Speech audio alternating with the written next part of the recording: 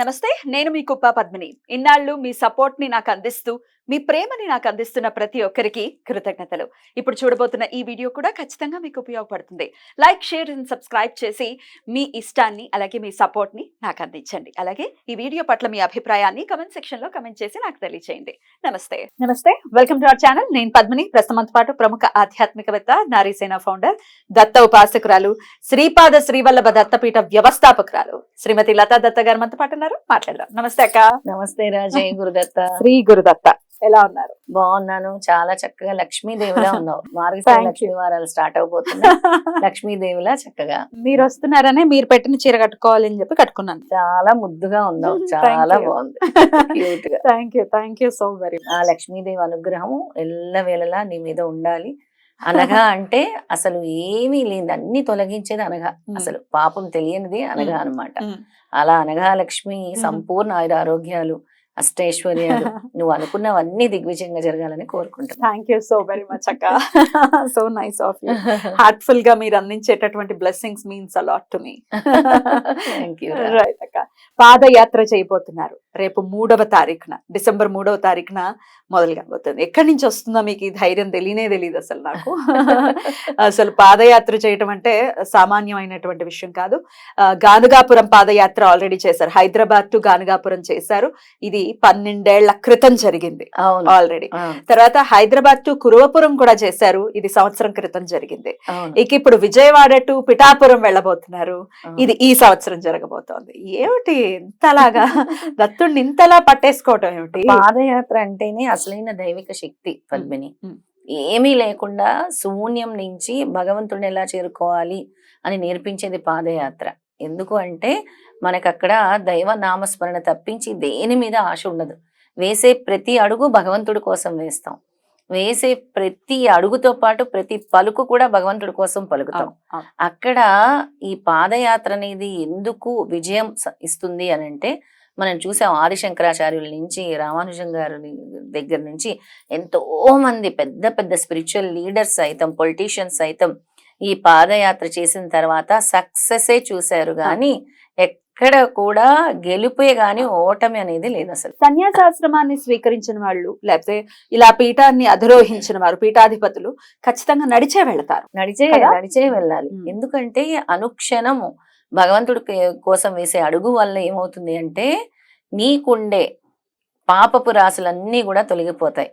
ఇప్పుడు చాలా మంది మాకు పిల్లలు కావాలి అని పరితపిస్తారు, మాకు అంధకారంగా ఉండే జీవితం పరితపిస్తారు, మాకు ఉద్యోగం లేదు అని బాధపడతారు.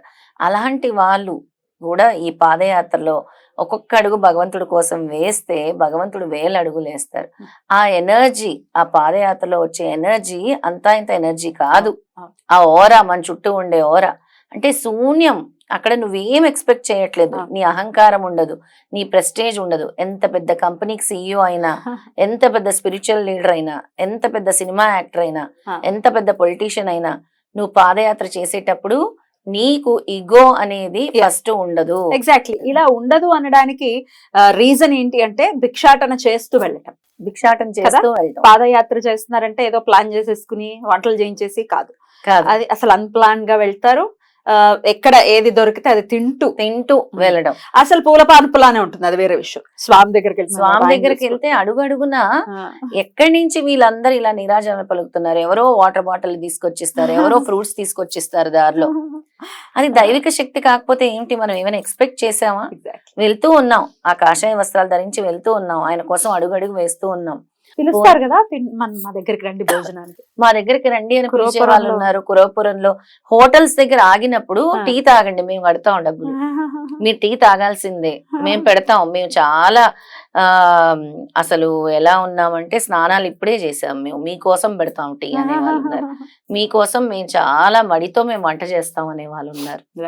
మేము అరేంజ్ చేస్తాం అనే వాళ్ళు ఉన్నారు. దీనివల్ల ఏమవుతుందంటే పద్మిని, నో ప్రైడ్. ప్రైడ్ అనేది ఉండదు, కంఫర్ట్ అనేది ఉండదు. నాకు అది ఇది కావాలనేది అస్సలు ఉండదు. ఎవరికైతే హెల్త్ ప్రాబ్లమ్స్ ఉంటాయి అంటే వాళ్ళ కోసం ఎవరైనా నడవచ్చు. ఇప్పుడు మా బిడ్డ చాలా మంది ఫోన్స్ చేస్తుంటారు, అలాంటి కష్టం ఏ తల్లిదండ్రులకి రాకూడదు. ఎదుగొచ్చినటువంటి బిడ్డ మంచాన ఉన్నాడు అని అంటే అమ్మ బాబు అంతకంటే నరకం. అలా బాధ అనిపిస్తుంది మనకి, చాలా నరకం, చాలా ఎవరికి రాకూడదు. అటువంటి పరిస్థితుల్లో తల్లిదండ్రులైనా నడవచ్చు. ఇప్పుడు పిల్లల పెళ్లిళ్ళు కావాలంటే కూడా తల్లిదండ్రులు నడవచ్చు. పిల్లల ఆరోగ్యం బాలేదంటే కూడా వాళ్ళ తరపు నుంచి ఎవరైనా ఒకరు నడవచ్చు. ఎడిక్షన్స్ తో కూడా పిల్లలు చాలా బాధపడుతున్నారు. చాలా అసలు ఎంత ఎడిక్ట్ చిన్న పిల్లలు డ్రగ్స్ కి మందుకి బానిస అయిపోయారండి. మాకు దిక్కు తోచట్లేదన్న తల్లులు ఎంతో మంది. ఒక కొత్త రకం వ్యాధి వచ్చింది పద్మిని. అందరూ కూడా ఒక ఏజ్, ఒక యూత్ లో ఒక వ్యాధి ఏంటంటే, ఒక సర్టన్ ఏజ్ వచ్చిన తర్వాత వాళ్ళు పెద్ద పెద్ద హై ప్రొఫైల్స్ లో ఉండే పిల్లలు అవ్వచ్చు, అంటే వాళ్ళ పేరెంట్స్ మంచి హై ప్రొఫైల్స్ లో ఉంటారు. ఈ పిల్లలు ఒక చీకటి గదికి అంకితం అయిపోతున్నారు. చీకటి గది, డిప్రెషన్ అనే దాంతో ఎందుకు అంకితం అయిపోతున్నారు? వాళ్ళు వెలుగుని చూడరు, అన్నం తినరు, పెళ్ళంటే ఇంట్రెస్ట్ లేదు, ఉద్యోగం అంటే ఇంట్రెస్ట్ లేదు, అసలు ఆ రూమ్ లో నుంచి బయటకే రారు. అసలు ఏం ఆలోచన చేస్తారు? ఏంటిది అని అంటే, ఇదంతా కూడా కలిపురుషుడు ప్రభావము. ఈ కలిపురుషుడు ప్రభావం నుంచి మనం తప్పించుకోవాలి అని అంటే పాదయాత్ర అనేదే శరణ్యము. లాస్ట్ కి స్వామి ఏం చెప్తాడు? నువ్వు పూజలు చేసావు, హోమాలు చేసావు, వ్రతాలు చేసావు, నీ వల్ల కాలేదు. శని భగవానుడు ఎప్పుడు సంతృష్టి చెందుతాడు? రాహుకేతువులు ఎప్పుడు సంతృష్టి చెందుతారు? నువ్వు భగవంతుడి కోసం వేసే అడుగుల వల్లే ఈ పాపపు కర్మలు గాని అన్ని గాని పటాపంచలు అవుతాయి. కానీ నీ సంకల్పము, నీ నడక భగవంతుడి కోసమే అవ్వాలి. అప్పుడే భగవంతుడు నీ కోసం ఏదైనా చేస్తారు. అండ్ పంచభూతాలతో కలిసి మనం అడుగులు వేస్తున్నాం. ప్రకృతితో ఒక బ్యూటిఫుల్ నేచర్ చూస్తాం తెల్లవారుజామున. ఇలా ఎక్కడ దొరుకుతుంది మనకి ఇలాంటి వాతావరణం? అండ్ తోడు ఉండదు, మనం ఒక్కళ్ళమే ఎలా చేయొచ్చు అనే భయం ఉన్నప్పుడు ఇది చక్కగా ఈ అవకాశాన్ని సద్వినియోగం చేసుకో. లాస్ట్ టైం అయితే వండర్ అయిన విషయం ఏమిటంటే, మీరు నడవటం ఆబ్వియస్, ఎవరు నడిచినా అది వండర్. పెద్ద వయసు వాళ్ళు, అది 60 ఏళ్ళు ఆవిడ. మన ఇంటర్వ్యూ ఇద్దరు ఆ ఏజ్, గౌరీమూర్తి గారును అసలు భయం, నర్మదా గారు ఇద్దరు నడిచారు అదే ఏజ్. అమేజింగ్. అసలు అందరికంటే ఫస్ట్ ఉన్నారు పద్మిని, అందరికంటే ఫస్ట్ అసలు వాళ్ళు. ఎగ్జాక్ట్లీ. ఇప్పుడు ఎన్ని కిలోమీటర్లు వస్తున్నాక విజయవాడ? 280 వస్తుంది, 300 అనుకుందాం. 300 కిలోమీటర్స్. అయితే మనం 3వ తారీఖు ఉదయం, అంటే 2వ తారీఖు రాత్రి విజయవాడ చేరుకోవాలి. విజయవాడ నుంచి మన యాత్ర మొదలవుతుంది. కనకదుర్గ అమ్మవారి దగ్గర నుంచి 3వ తారీఖు గురు సంఖ్య. ఆ రోజు నుంచే లక్ష్మీ వ్రతాలు ప్రారంభం అవుతున్నాయి. సరస్వతీ దేవికి కూడా పూజించుకోవాల్సిన రోజు. అలాగే మనకి మూలా నక్షత్రం, అమ్మవారి నక్షత్రం అంటే సరస్వతీ దేవిని పూజించుకోవాల్సిన రోజు. ఆ రోజు మనం మొదలు పెడుతున్నాము. తెల్లవారి 4 నుంచి 12వ తారీఖు వరకు మధ్యలో ఏ ఊరు వాళ్ళైనా, విజయవాడ వాళ్ళైనా, ఏలూరు వాళ్ళైనా, తణుకు వాళ్ళు కూడా, భీమవరం వాళ్ళైనా, మనం వెళ్లే రూట్ విజయవాడ టు రావులపాలెం, మళ్ళీ రావులపాలెం టు పిఠాపురం. ఆ మధ్యలో వచ్చే ఊర్లు వాళ్ళందరూ కూడా జాయిన్ అవ్వచ్చు. మన మెయిన్ కాన్సెప్ట్ పొద్దున్న సాయంత్రం నడుస్తాం, మిగతా పగలంతా కూడా ఊరూరా దత్త ప్రచారం, సామూహిక పారాయణాలు అవ్వచ్చు, సిద్ధమంగళ స్తోత్రాలు నేర్పించాలన్నా కూడా వాళ్ళ గ్రూప్స్ గ్యాదర్ అయినా కూడా మనం వెళ్ళి నేర్పిస్తాం. స్వామి అందుకే పంపిస్తున్నారు అని అనుకుంటున్నాను. 3వ తారీఖు నుంచి 12వ తారీఖు వరకు అవుతుంది మనం ఇలా ప్లాన్. గురుపాదుకలు పట్టుకొని వెళ్తారు. ఎవరైనా రావచ్చు, రూపాయి ఖర్చు లేదు దీంట్లో. ఎవరైనా రావచ్చు, దారి ఖర్చులకు మాత్రం తెచ్చుకోవాలి. మీ దారి ఖర్చులకు మీరు తెచ్చుకోవాలి. కాషాయ వస్త్రాలు వేసుకోవాలి, కాషాయ వస్త్రాలు. ఎందుకంటే దత్తుడు కోసం, దత్త పౌర్ణమి, దత్త జయంతి, ఆయన కోసం మనం నడుస్తున్నాము. ఆయన మన కోసం ఏం చేయాలో ఆ సంకల్పాన్ని నెరవేరుస్తారు. ఎందుకంటే మన సోల్, మన మైండ్ అన్ని కూడా ఆయన కోసం వేస్తున్న అడుగులు. ఆయనకు తెలుసు ఖచ్చితంగా ఏం చేయాలో. ఎందుకంటే పద్మిని, నేను కురోపురం పాదయాత్ర అయిన తర్వాత, అహోరాత్రి మహాయజ్ఞం అయిన తర్వాత స్వామి నేరుగా వచ్చి కూర్చొని పీఠం ఆయన పెట్టారు. అసలు నా చేతుల్లో లేదు అది, అసలు ఆ ప్లానే లేదు అసలు నా లైఫ్ లో కూడా నేను ఊహించలేదు. అలాంటిది స్వామి ఇంతది ఇచ్చారంటే, ఒక్కొక్కరికి ఏం కావాలో అది ఇస్తారు. ఏది డిజర్వింగో అది ఇస్తారు. మరి రావాలి అనుకున్న వాళ్ళు ఖచ్చితంగా లత గారి నంబర్ డిస్ప్లే అవుతుంది కదా, కాల్ చేయండి, రిజిస్టర్ చేసుకోండి. అంటే రిజిస్టర్ చేసుకోవడం అంటే మీరు చెప్పాలి ఎవరు వస్తున్నారో మాకు తెలియాలి.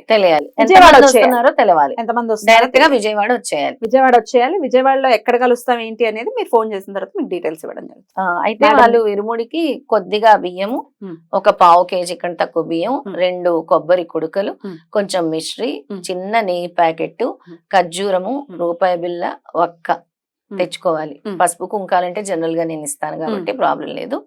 ఒక ఆరెంజ్ కలర్ ఇరుముడి కట్టుకోవడానికి క్లాత్ తెచ్చుకోవాలి. కాషాయ రంగు వస్త్రాలు ధరించడానికి ప్రయత్నించాలి. కుర్తీలు వేసుకోవచ్చు, చీరలు కట్టుకోవచ్చు, పెద్దగా కాషాయ వస్త్రం లాంటిది, గౌన్ లాంటిది కూడా వేసుకోవచ్చు. కానీ కాషాయ వస్త్రమే ఉండాలి, Right. వేరేది ఉండకూడదు. ఆ పవర్ వేరే ఉంటుంది కాబట్టి. అది రైట్ అక్క, పాదయాత్ర మరొక్కసారి చేయబోతున్నారు. మీ ఈ సంకల్పం ఏదైతే ఉందో ఖచ్చితంగా ఆశ్చర్యపరుస్తుంది. ఆయన మీద మీకున్నటువంటి త్రికరణ శుద్ధిగా మీరు నమ్మేటటువంటి విధానం నిజంగా చాలా చాలా ఇన్స్పైరింగ్ అనిపిస్తుంది. ఈ పాదయాత్ర దిగ్విజయం అవుతుంది, అందులో ఎటువంటి సందేహం థ్యాంక్ యూ పద్మిని, ఖచ్చితంగా అవుతుంది నువ్వు అన్నావంటే. ఇది కూడా నేను ఎందుకు చేస్తున్నానంటే ఇంకొంతమంది కష్టాలు కర్మలు తొలగాలి, వాళ్ళు నేర్చుకోవాలి లోక దైవత్వం కళ్యాణార్థం ఏంటి, చేస్తుంది. లోక కళ్యాణము, లోక శాంతి కోసము. దీన్ని మనము ప్రతి సంవత్సరం కూడా చేయాలి రకరకాల ప్రదేశాల్లో అని అనుకుంటున్నాను. అద్భుతం. చాలా చాలా చాలా చాలా సంతోషం. చాలా అద్భుతంగా వెళ్ళి రండి, స్వామివారిని మరీ మరీ అడిగినట్టుగా చెప్పండి. తప్పకుండా పద్మిని, నీకు రెడ్ టీవీ సబ్స్క్రైబర్స్ అందరికీ కూడా ఆ దత్తానుగ్రహం సంపూర్ణంగా ఉండాలని కోరుకుంటున్నాను. మీ అందరిని తలుచుకుంటూ కూడా అడుగులు వేస్తాను. తప్పకుండా. Thank you so very much అక్క. నమస్తే. జై గురుదత్త. శ్రీ గురుదత్త.